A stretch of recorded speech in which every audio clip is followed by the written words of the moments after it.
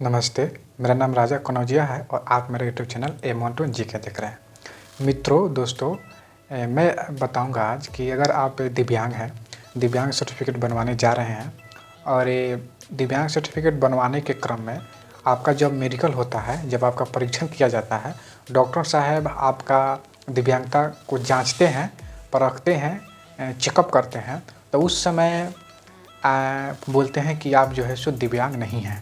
तो आपको बुरा लगता है, बोलते हैं क्यों नहीं सर, मैं तो दिव्यांग हूँ। और दिव्यांग सर्टिफिकेट बना लेते हैं आप, वो डॉक्टर साहब बना देते हैं, तो 40% से कम दिव्यांगता आपको मिलता है। यानी किसी को 25 मिलता है, किसी को 30 मिलता है, किसी को 35 मिलता है। ऐसे में उन लोग के मन में एक खुशी भी होता है और एक दुखी भी होता है।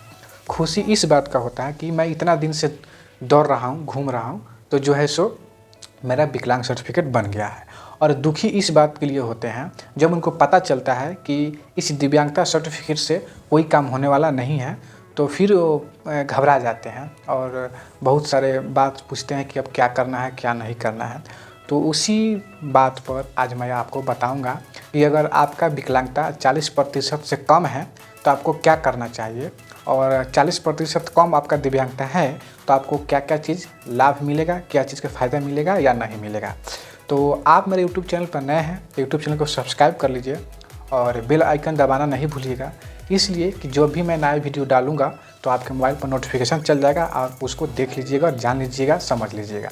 तो अब वीडियो को शुरू करते हैं और आपको बताने का प्रयास करते हैं कि देखिए, विकलांग सर्टिफिकेट 40% से अधिक बनता है तो आपको सरकार की तरफ से जो भी योजनाएं हैं, जो भी सरकारी फ़ायदा हैं, जैसे लोन का हो गया, राशन कार्ड हो गया, पेंशन हो गया, बस पास हो गया, रेलवे पास हो गया और पेंशन हो गया, इंदिरा आवास हो गया, मनरेगा में काम हो गया, ट्यूशन में स्कूल फीस हो गया माफ़ होता है, एग्ज़ाम फीस माफ़ होता है, एक्स्ट्रा टाइम नौकरी का हो गया, जो भी सरकारी योजनाएं, तमाम सारी सरकारी योजनाएं अगर आपका 40% से ज़्यादा विकलांगता है तो आपको मिलता है।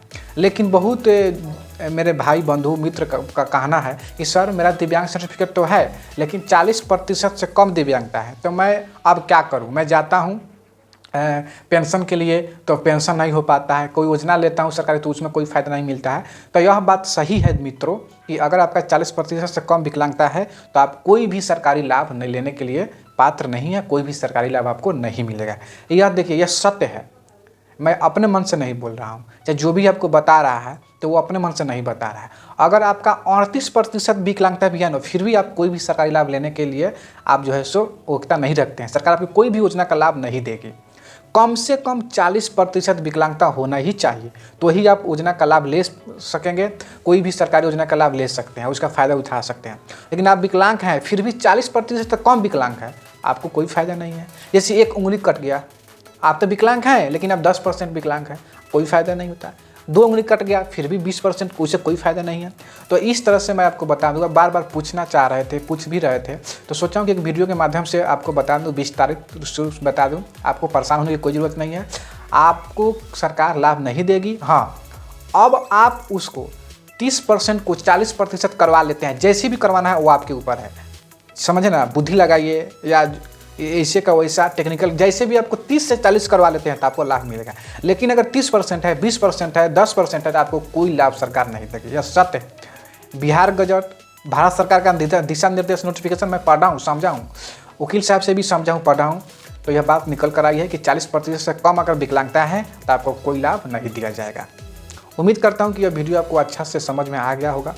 फिर भी आपको समझ में नहीं आया है तो कमेंट कीजिएगा। एक कॉल मी फोर ऐप आता है, उस ऐप को डाउनलोड कर लीजिए, वहाँ सर्च कीजिएगा M12 जीके, कॉल कीजिएगा, डायरेक्ट कॉल मेरे पास आ जाएगा, मैं आपसे बात करूँगा। आपके मन में जो भी शिकायत है, जो भी कन्फ्यूजन है, जो भी बात पूछना चाहते हैं वो हमसे पूछ लीजिएगा और समझ लीजिएगा। तो आज के लिए इतना ही रखते हैं। जय हिंद, जय भारत, जय दिव्यांग।